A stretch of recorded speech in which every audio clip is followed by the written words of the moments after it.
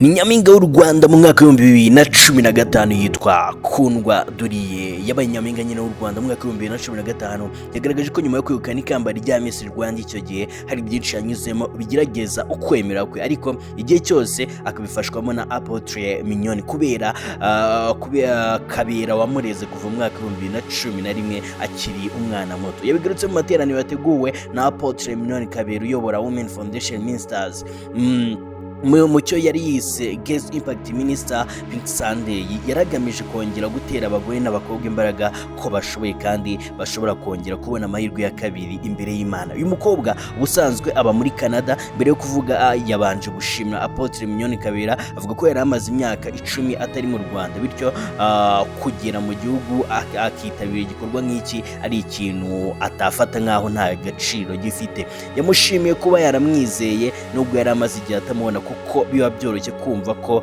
yahindutse, ariko yamwakiriye nk'umwana mu rugo nk'uko byari bimeze kuva kera. Yakomeje avuga ko ku nkuru ye yo kwitabira irushanwa rya Miss Rwanda yagiyemo akaza no kwegukana ikamba, avuga ko byari ibintu bitamushishikaje na gato, ahubwo ari inshuti ze zabimusunikiyemo kugera abikoze.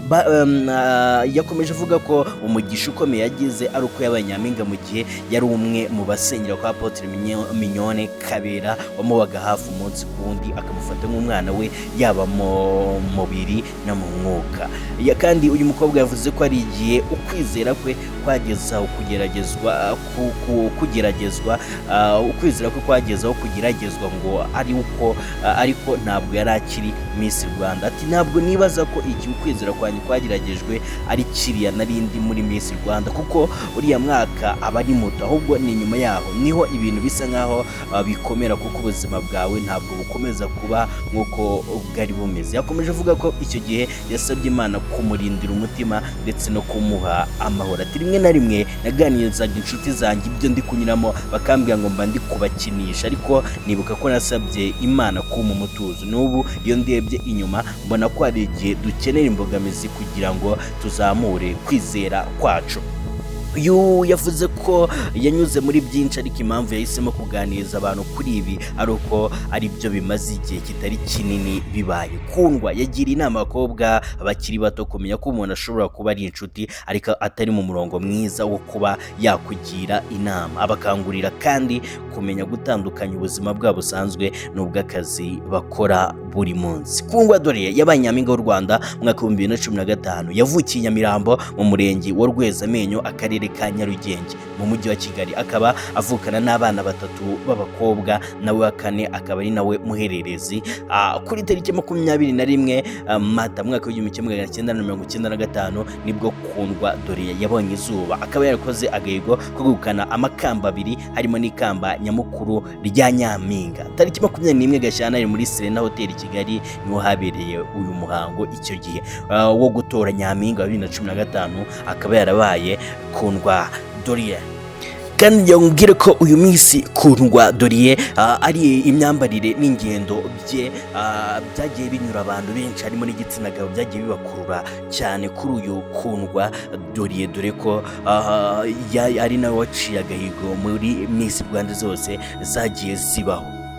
Miss Kundwa Doriye kandi ni mwene Kanuma Gaspari na Mukandori Tabita. Uyu nguyu Miss Kundwa Doriye ngo amasomo akomeye yigiye ku isi nuko nta muntu wigira, ahubwo ko ubufatanye hagati n'abantu arizo mbaraga zigera ku ntsinzi. Kundwa Doriye kuri ubu we n'umuryango we batuye mu karere ka Kicukiro mu murenge wa Niboye, akagari ka Gatare, mu mudugudu w'Imena. Uyu niwe Miss Kundwa Doriye. Isi yamwigisha amasomo menshi, ariko rikomeye muri yose ni ukugira inshuti nziza biruta ubutunzi bwose. Ibyishimo biruta ibindi mu buzima bwe. Ni ikamba rya Nyampinga w'u Rwanda yambitswe muri Gashyantare 2015. Anashimira ko ari we bucura mu muryango, by'akarusho akaba afite abana yita abishwa. Mu bimushengura igihe cyose ni uko hari abantu mu muryango we yakuze atabona kuko batakibarizwa ku isi y'abazima. Yumva byari kumuryohera iyo aba yarakuranye n'umuryango we wose. Uyu mukobwa usengera muri Women Foundation Minister ngo mu butumwa bukomeye umuryango we wamugeneye nuko akwiye kuzirikana isengesho, akamenya ko ibyo yagezeho byose yabishobojwe n'Imana.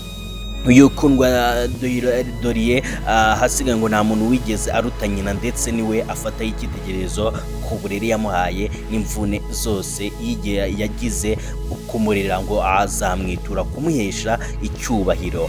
Kundwa Doriye nta musore bakundana afite, nubwo atazi umunsi n'isaha azamubonera. uwo yifuza gukundana nawe ni uwiyubaha, wihesha agaciro kandi udahindagurika. Iyo ubajije Kundwa Doriye uti ese ufite umusore mukundana, igisubizo ni oya, iherekejwe nta ntawe mfite no kumuteganya simbizi. Umuntu Imana yakugeneye ngo aje murakundana, ntabwo ujya kumushakisha. Ntawe mfite, wenda igihe nikigera nzamubona, ntabwo nashyiraho itariki ntarengwa, ariko azaboneka. Yitwa Miss Kundwa Doriye. Ese wowe uyu mukobwa umukundira iki? Reka nizere ko ameze neza mwese Abanyarwanda aho muherereye. Imana ibahe umugisha, ngenda bakunda cyane. Nitwa Jay, peace out.